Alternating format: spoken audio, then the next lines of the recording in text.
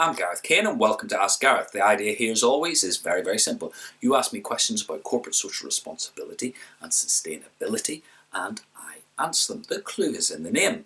And we've got another anonymous question this month. This time comes from somebody I call John. Now, John works for a multinational corporation.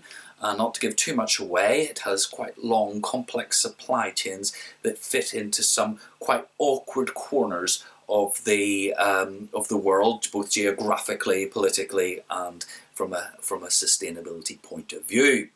And John's question is a bit of a corker because he asks, "Dear Gareth, how will the UN's new Sustainable Development Goals impact my business?"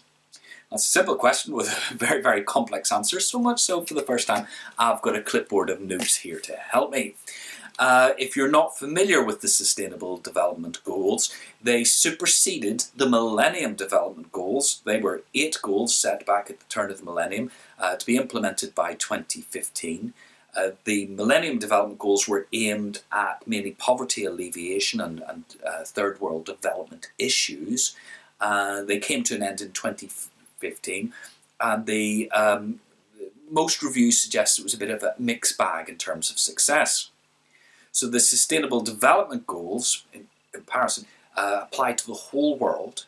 So every government is expected to sign up to them. There are 17 goals, 169 targets, and no less than 304 indicators. And they're set for 2030. Now, if you look through the 17 goals that I have here in front of me, depending what sector you're in, there are quite a few that will apply to your business. But some that are very specifically business oriented or will apply to across all sectors are number 12, which is ensure sustainable consumption and production patterns. 6, which is about water and sanitation. 7, which is about sustainable modern energy for all. 9, which is about resilient infrastructure, sustainable industrialization and foster innovation. And 13, take urgent action to combat climate change and its impacts. So, huge issues, huge scope, huge amount to go for. Because we've only got 5 minutes, I'm going to boil this down to 3 simple points. First of all, the Sustainable Development Goals, or more particularly their targets, are rather vague. I'll just take an example, which is 7.2, which is by 2030, increase substantially the share of renewable energy in the global energy mix. Now, could you imagine your boss ringing on the phone or charging into the office and saying, quick, get a solar array on the roof because the UN wants to substantially increase the amount of renewable energy in the mix? It's just not going to happen. There's no sort of ripple down in that sense. Some of the goals, a very small minority, are a little bit more prescriptive and say things like, and I'll take 7.3 as an example, which is by 2030, double the global rate of improvement in energy efficiency.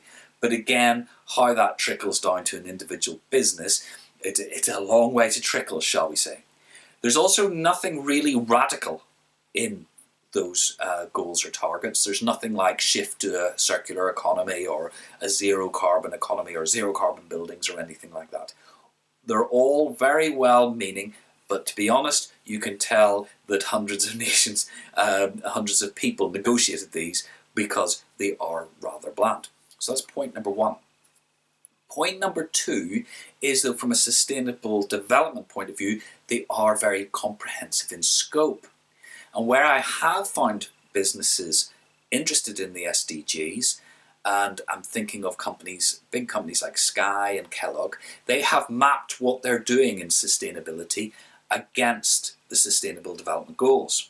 So they're using them more as a completeness test rather than sort of a driving force that's pushing their sustainability forward.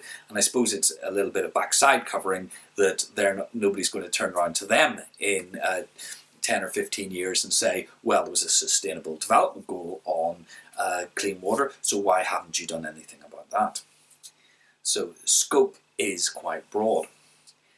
Third point I'd like to make, which I always like to make, is that if you look across all 17 of these goals, whether it's about sanitation, whether it's about ending hunger, whether it's about medical treatment for all, or climate resilience, or any of those issues, there's a huge amount of business opportunity there.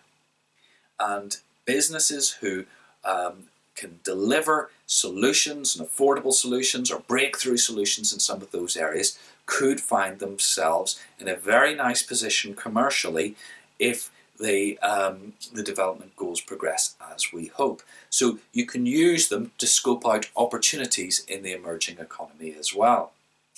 Now, that takes us to the triple bottom line, which is the SDGs are an indication of the direction of travel rather than a driving force.